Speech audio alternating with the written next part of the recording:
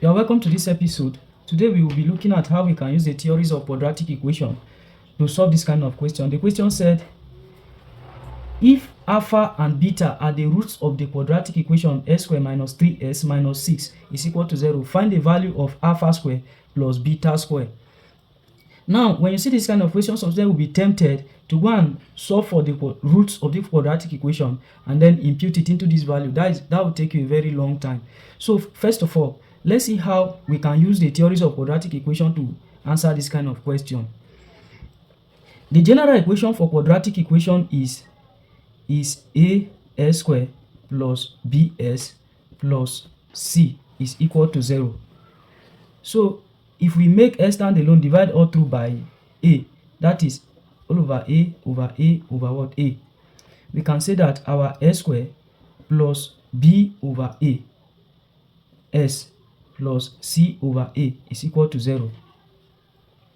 The theory of quadratic equation says that if alpha and beta are the root of any quadratic equation, it means alpha plus beta will be equal to b over a minus b over a, and then alpha times beta will be equal to c over a. Now please mark this theory, they are very important. If you forget everything today, don't forget this one.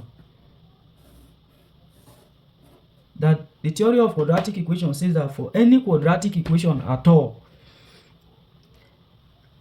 the sum of the root, that's the root you get when you solve it, the sum, that's the negative sum, will be equal to the coefficient of s, that s that is not carrying, that is raised to power 1 in the equation.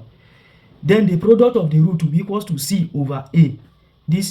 That is alpha times beta is equals to this. Remembering this theory will ease your thing for you. So any question they are giving regarding this, just put this at the back of your mind. Do you understand? Now, so using this theory now, let's try solve our question. If you want me to prove this, you can type in this comment section and I'll prove why it is like this. So let's try solve this. Our equation is s squared minus 3s minus 6 is equal to 0, and we want to find alpha squared plus what? Beta squared. So how do we do it? Now look at this. When they give you this kind of question, all you need to do is to express this alpha squared plus beta squared in a form that everything it contains is either alpha plus beta or alpha times beta, so that you can substitute. You understand? But before then, let's bring out the value of alpha plus beta and then alpha times beta. Now from using this our formula now, we can now say that our alpha plus beta is equal to minus, now the coefficient of s here, if you note, is what? Minus 3. So we put it in the bracket, minus 3, and it's equals to what? Minus 3 times minus minus 3 will give us 3. So our alpha plus beta is equals to what? 3. Now our alpha times beta is equal to the constant direct, no need to put any minus, it's only the first one that carries minus, is equal to what? 6. So note this, these are the two values we are going to be using to answer this question. Now we want to express alpha squared plus beta squared in a way that everything it contains will just be alpha plus beta or alpha times beta, so that we can substitute 3 and 6 and get our answer. Now look at this. What do we do? This thing is carrying square. Beta square minus 2 alpha beta all over what? Alpha beta all squared. What do you observe? Everything within this side now is what? Is either a sum of alpha and beta or product of alpha and beta. So we can directly substitute these values into it and get our value now. So we can now see that our 1 all over what? Alpha square plus 1 all over what? Beta square is equal to, let's substitute, bracket, alpha plus beta. We have established that alpha plus beta is what? 3 over 2. Then we put our square minus 2. Alpha times beta is what? Is 3 over 4. We have already established it. All over same alpha times beta. Alpha times beta is 3 over what? 4. Then you put our square. So I believe from here you can simplify this. So the main thing to do is to what? Note this value, like this is the cocoa, the main thing. You understand? Always remember that when you have a quadratic equation, the sum of the root will give you the middle term.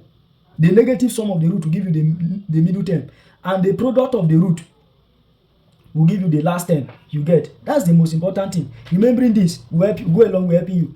Then, having put this at the back of your mind, this can come in different form. 1 over alpha plus 1 over beta, 1 alpha times beta square. Different way they may arrange alpha. So when you have gotten this value, the next thing to do is try to use mathematical sense and like simplify, evaluate what you are given, so that you can express it in such a way that everything within the term is either alpha plus beta or alpha times beta, and then impute your value you get into that answer and you get your value. So let's finish this up.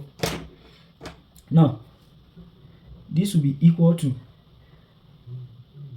3 over 2 square will give us 9 over 4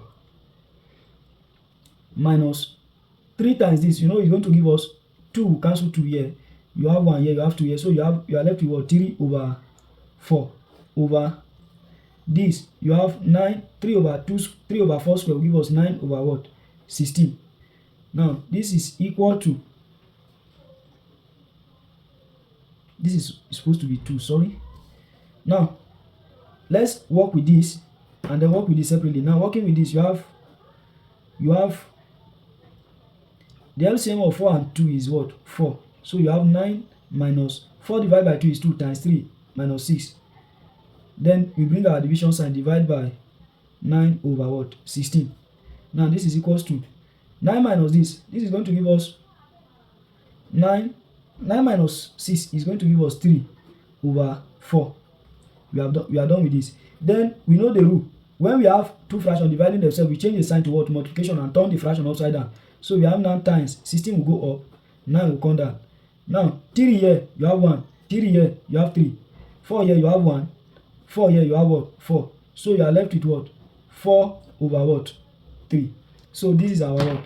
Final answer. So indeed we can now say that our 1 all over alpha square plus 1 all over beta square is equals to what? 4 over what? 3.